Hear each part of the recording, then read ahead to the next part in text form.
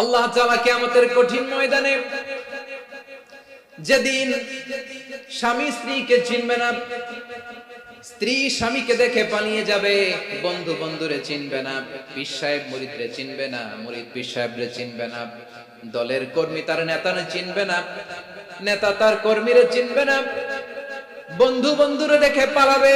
কঠিন মুহূর্তে সূর্যটা মাথার কাছে চলে আসবে, জমিনটা তামার জমিন হবে, আজকের জমিনের মতো নয়। মানুষ ঘর্মাক্ত, ক্লান্ত, শ্রান্ত মাথার মগজগুলো কানের ছিদ্র আর নাকের ছিদ্র দিয়ে বেয়ে বেয়ে পড়বে। বিশ্বনবী ফরমান, ময়দানে 7 শ্রেণীর ব্যক্তিকে রব্বুল আলামিন তার আরশের নিচে ছায়া দিবেন। তার মধ্যে প্রথম শ্রেণীর ব্যক্তি হলো ইমামুন আদিল। ইমামুন আদিল, ন্যায়পরায়ণ শাসক, যে ইনসাফের সাথে বিচার করে, যে জাস্টিস সমাজে সার্ভ করে, যে সুশাসন নিশ্চিত করে, ওই ইমামুন আদিল। আদিল শব্দটা বুঝছেন না? ইন্নাল্লাহা ইয়া'মুরু বিল আদল। পাইছেন? আদিল। 7 শ্রেণীর ব্যক্তিকে আল্লাহ তাআলা সুশীতল আরশের নিচে ছায়া দিবেন, যেদিন তার দেয়া ছায়া ছাড়া কোনো ছায়া থাকবে না। এর প্রথম হচ্ছে ইমামুন আদিল, ন্যায়পরায়ণ শাসক। চিল্লায় বলেন সুবহানাল্লাহ। আবার বিশ্বনবী বললেন, ইন্নাল মুকসিতিনা ইনদাল্লাহি আলা মানাবির মিন নূর আন ইয়ামিনির রহমান। কিয়ামতের দিন যারা ন্যায়পরায়ণ হিসেবে আল্লাহর সামনে দাঁড়াবে, কিয়ামতের দিন রব্বুল আলামিন তার আরশের ডান দিকে ওই ন্যায়পরায়ণ লোকদের জন্য আরশের ডান দিকে একটা নূরের মিম্বারে তাদেরকে বসার সুযোগ করে দিবে। আল্লাহর আরশের ডান দিকে ন্যায়পরায়ণ লোকদের জন্য আল্লাহ তাআলা নূরের মিম্বার বানাবে। চারটেখানে কথা মনে করেছেন? আল আদাল, জাস্টিস। ইন্নাল্লাহা ইয়া'মুরু বিল আদল। আল্লাহ তাআলা এই আদালতের নির্দেশনা দেন, সুবিচার, সুশাসন। প্রিয় ভাইয়েরা, এটা আমরা বাংলাদেশে চাই কি চাই না? এই যে অরাজকতা, এই যে অন্যায়, এই যে জুলুম, এই যে ইনকনসিস্টেন্সি, সমাজের অসঙ্গতি, এর প্রধান কারণ জাস্টিস নাই, সুবিচার নাই, সুশাসন নাই। শেষবারের মতো আওয়াজ করে বলেন তো, আমরা বাংলাদেশে আদল চাই কি চাই না? তাহলে প্রথম নির্দেশনা শেষ। আল্লাহ তাআলা তোমাদেরকে আদলের আদেশ দেন। এরপরে আল্লাহ বললেন, আমি তোমাদেরকে ইহসানের আদেশ দেই।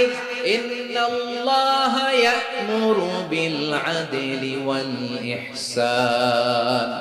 আমি তোমাদেরকে যেমনি আদলের নির্দেশনা দেই, তেমনি ভাবে তোমাদেরকে ইহসানের নির্দেশনা দেই। ইহসান, আওয়াজ করে সবাই বলেন তো ইহসান। সবাই বলেননি? সবাই বললে এতটুকু আওয়াজ হবে আমি বিশ্বাস করি না। আওয়াজ করে বলুন আল ইহসান। ইহসান মানে কারো প্রতি সফট হার্টেড হওয়া, মহানুভব হওয়া, অনুগ্রহ পরায়ণ হওয়া, অনুগ্রহশীল হওয়া, একে অপরের প্রতি দয়াদ্র হওয়া। একে অপরের প্রতি দয়াদ্র, অনুগ্রহশীল হওয়া ছাড়া মানবিক সমাজ কশিনকালেও গঠন করা সম্ভব না। প্রিয় ভাইরা, সুন্দর আচরণ দিয়ে, ইহসান দিয়ে যা জয় করা যায়, নরম আচরণ দিয়ে যেটা অর্জন করা যায়, কঠোরতা দিয়ে সেটা পারা যায় না। বিষ্ণু ঈসা ইসলাম ইহসান দিয়ে, কোমল আচরণ দিয়ে, তার অনুগ্রহ দিয়ে তিনি অনেক কাফিরের হৃদয়কে জয় করে ফেলেছেন। সাইয়েদনা সুমামা ইবনে উসাল রাদিয়াল্লাহু তাআলা আনহুর কথা মনে পড়ে যায়। তিনি ছিলেন ইয়ামামার বাদশা। মদিনাতে বিশ্বনবীকে হত্যা করার নিয়তে এসেছিলেন। গোপনে গোপনে বিশ্বনবীকে হত্যা করে আবার ইয়ামামাতে তিনি ফিরে যাবেন। কিন্তু কি অবাক করা কাণ্ড, হত্যা করতে পারে নাই, সাহাবাদের হাতে তিনি ধরা পড়ে গেলেন। সাইয়েদনা সুমামা ইবনে উসাল রাদিয়াল্লাহু তাআলা আনহু হত্যার নিয়তে আসলেন, কিন্তু হত্যা করতে পারলেন না। সাহাবারা ওনাকে ধরে ফেললেন, ধরে মসজিদে নববীর পিলারের মধ্যে বেঁধে রাখলেন। সুমামা ইবনে উসাল, সিরাত থেকে শুনুন, সিরাত থেকে শোনাচ্ছি। রাদিয়াল্লাহু তাআলা আনহু ইয়ামামার অধিপতি ছিলেন। ইয়ামাম বিশ্বনবীকে হত্যার জন্য আসছেন, ধরা পড়ে গেছেন, এখন মসজিদে নববীতে বেঁধে রাখছে, তার মানে বন্দী। এখন স্ট্যাটাস কি?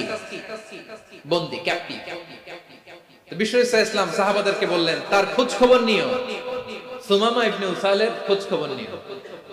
সাহাবারা বলেন, ইয়া রাসূলুল্লাহ, আপনাকে হত্যা করতে এসেছে, তার তো কঠিন ক্যাপিটাল পানিশমেন্ট হওয়া দরকার, কঠিন শাস্তি হওয়া দরকার। বিশ্বনবী বললেন, না, আমি যেটা জানি তোমরা সেটা জানো না। তোমরা সুমামার সাথে ভালো আচরণ করো, বিশ্বনবী সুমামার কাছে গেলেন। প্রথম দিন যে তিনি কালেমার দাওয়াত দিলেন, ইমানের দাওয়াত দিলেন, ইসলামের দাওয়াত দিলেন, রিসালাতের দাওয়াত দিলেন, আখিরাতের দাওয়াত দিলেন। পরের দিন যে বিশ্বনবী সালাতের দাওয়াত দিলেন, যাকাতের দাওয়াত দিলেন, ইসলাম কি, কিভাবে, কেমন করে পালন করতে হয় চমৎকার আর্টিকুলেট করতে শুরু করলেন। তন্ময় হয়ে সুমামা ইবনে উসাল রাদিয়াল্লাহু তাআলা আনহু বিশ্বনবীর কথাগুলো শুনতে আরম্ভ করলো। একদিন নয়, দুই দিন নয়, টানা 3 দিন বিশ্বনবী সুমামার কাছে ইসলামকে প্রেজেন্ট করেছেন, উপস্থাপন করেছেন। আওয়াজ করে বলেন, কয় দিন? 3 দিন। 3 দিন মসজিদে নববীতে বাধা।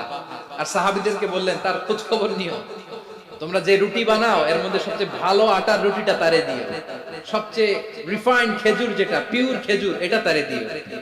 আর বিশ্বনবী নিজের উট থেকে দুধ দহন করে ওনার বাড়ির এক কর্মচারীকে বলেছেন, দুধ দহন করে সুমামার জন্য নিয়ে যাবে। সুবহানাল্লাহ পড়বেন না? সবাই তো অবাক, ইয়ামামা থেকে আসছে নবীকে হত্যা করতে, বিশ্বনবী দেখে তারে জামাই আদর করে, তাকে মজার মজার খাবার দিও, দুধ দিও, আদর আপ্যায়ন করো। একদিন নয়, 2 দিন নয়, টানা 3 দিন বিশ্বনবী এভাবে সুমামার কাছে যে ইসলামকে প্রেজেন্ট করতে আরম্ভ করলেন, ইসলামকে উপস্থাপন করতে শুরু করলেন। আর তাকে চমৎকার এন্টারটেইনমেন্ট, আপ্যায়ন দিতে আরম্ভ করলেন। টানা 3 দিন যখন ইসলামের দ্য বিউটিজ অফ ইসলাম, ইসলামের সুমহান বাণী, সৌন্দর্য তার কাছে উপস্থাপন শেষ, তাকে আপ্যায়ন শেষ, বিশ্বনবী বললেন সাহাবাদেরকে, যাও এবার সুমামার হাতের পায়ের রশি দুটো খুলে দাও। সাহাবারা বললেন, ইয়া রাসূলুল্লাহ, কি বলেন আপনি? ও তো হত্যাকারী, সুযোগ পায় নাই, আপনারে মারতে পারে নাই, ছেড়ে দিলে আবার ও আপনার উপর তলোয়ার নিয়ে ঝাঁপিয়ে পড়বে। নবী, এই সিদ্ধান্ত আপনি নিতে যাবেন না।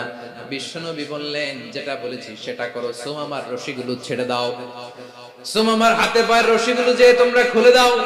সাহাবারা তর্ক জুড়ে দিলেন, লা ইয়া রাসূলুল্লাহ, এমনটা করবেন না, তো ভয়ঙ্কর, ভয়ঙ্কর খুনি, কি জানি কি হয়ে যায়। বিশ্বনবী বললেন, না, তার হাতে পায়ের রশিগুলো খুলে দাও। সাহাবারা বিশ্বনবীর কথা মতো তার হাতে পায়ের রশিগুলো খুলে দিল। সুমামা মুহূর্তের মধ্যে মসজিদে নববী থেকে বের হয়ে ইয়ামামায় ফিরে না যে মসজিদে নববীর পাশে একটা খেজুর বাগান ছিল, সেখানে চলে গেলেন। সেখানে একটা ছোট্ট কুয়া ছিল, কুয়ার পানি দিয়ে তিনি গোসল করলেন। সুবহানাল্লাহ পড়েন।